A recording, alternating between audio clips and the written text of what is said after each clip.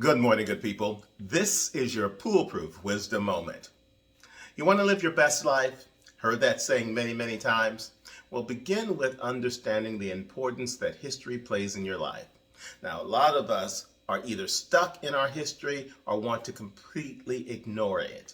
I'm going to suggest that you realize that history, your history, is a place of reference. Always there for you to tap into, to remember what you've lived with and lived through, but it's not a place of residence. You shouldn't be stuck in your history to the extent that you can't move beyond it, accepting that what has happened to you is evidence of your ability to move forward.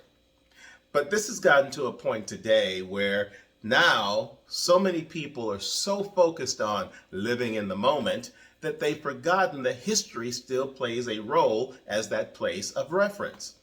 This recency bias, yeah, that's the phrase that's given to it. Recency bias means that you are only focused upon what has happened in a short period of time.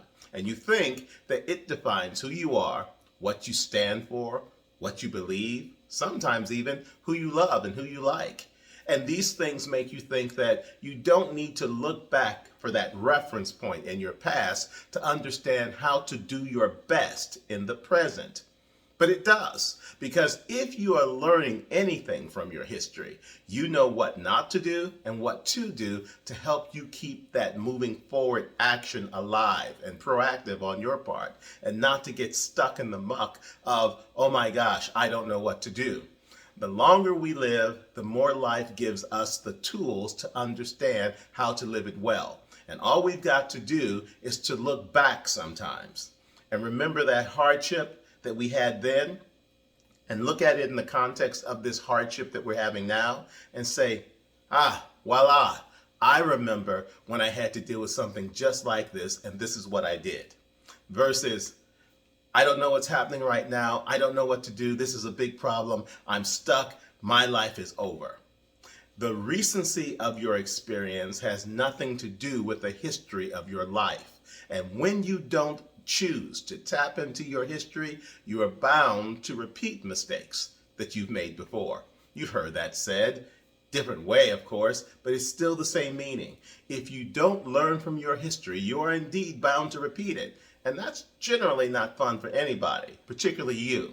So let go of the idea that the only thing that you have that's relevant in terms of the life that you have and the life that you're living and the one that you aspire to live is based upon what's happening to you right now at this very minute, 5 hours ago, last week, last month.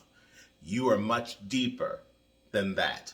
You have much more experience than that, and you have so much learning that you can access that will give you what you need to make sure that while you're living your best life, you don't forget the moments when you had to live your worst life to get here.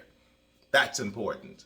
That gives you what you need. And you, of course, people, have the choice to choose to be better than the limitations of your circumstances in the present.